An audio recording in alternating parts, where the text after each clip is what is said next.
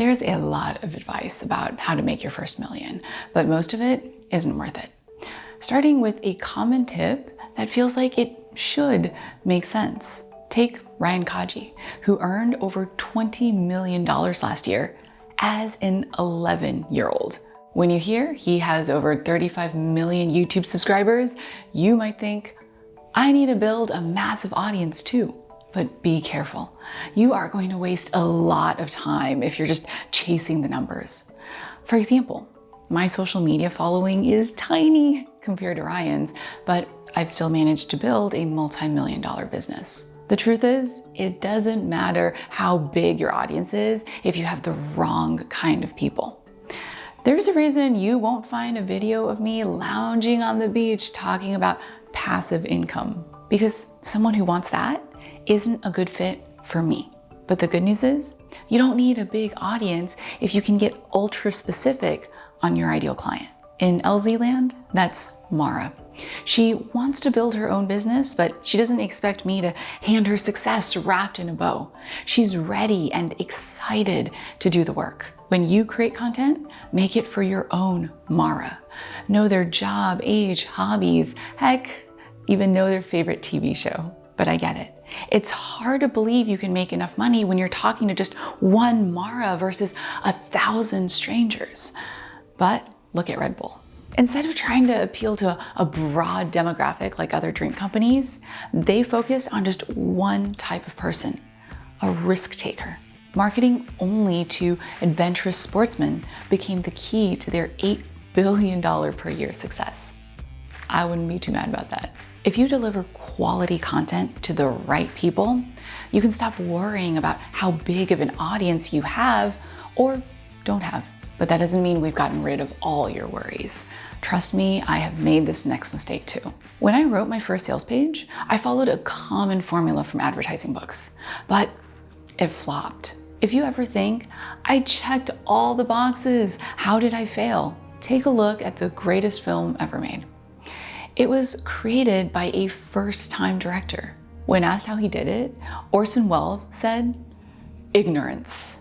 The reason Citizen Kane made so many advances for film, Welles didn't know any better.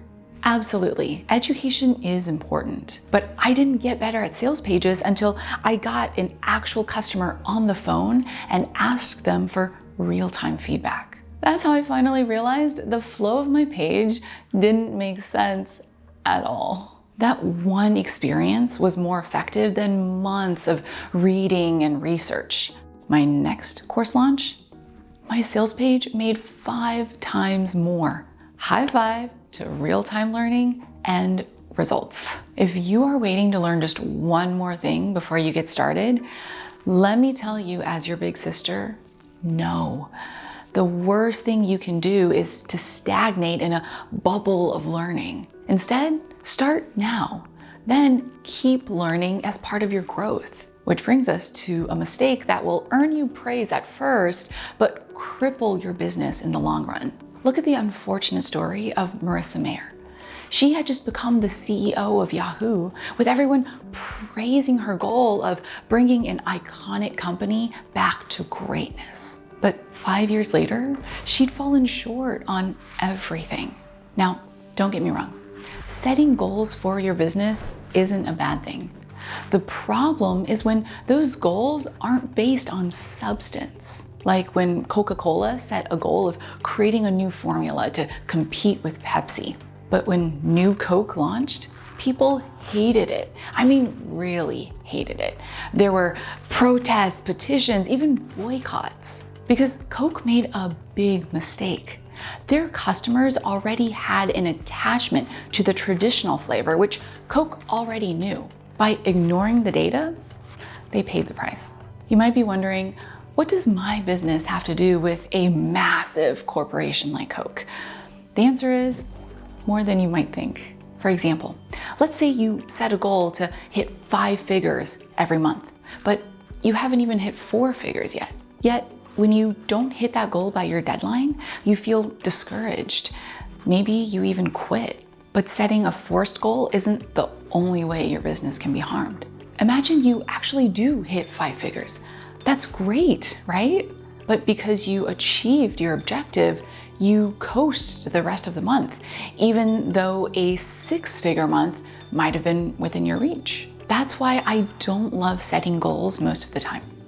Instead, I try to focus on doing things that will naturally grow the business, like creating a weekly YouTube video, writing a daily newsletter, and delivering the best coaching. I found my business grows a lot faster that way.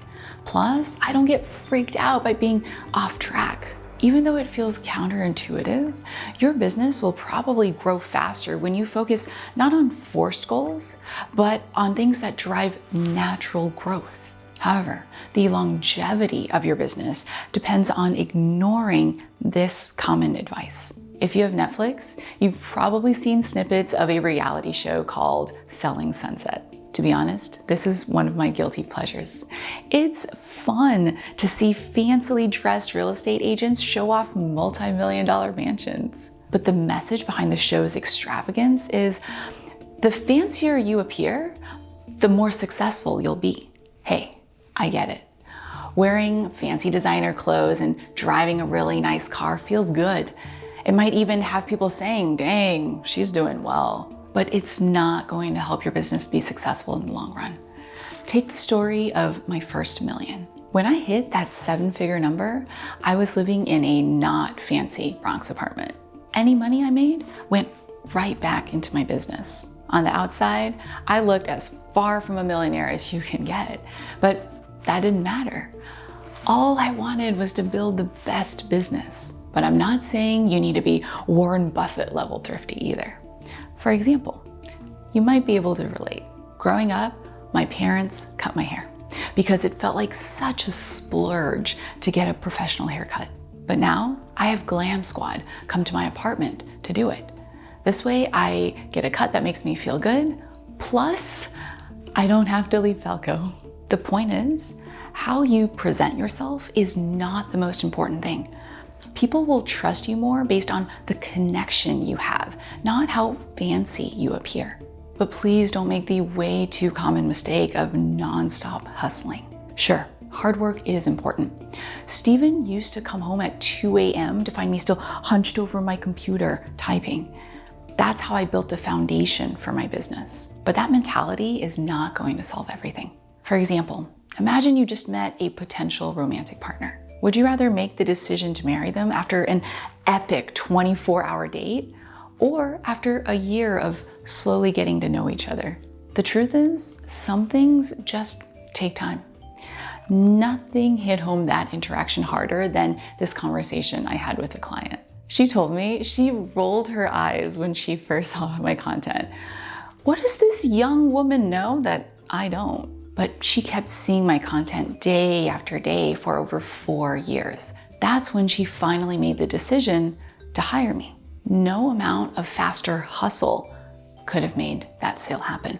The good news is you can absolutely have your dream business and clients if you're willing to put in the time. But that's not the only reason to value consistency over hustle. Let's say you post 100 social media posts in 1 month. Awesome, you feel so accomplished.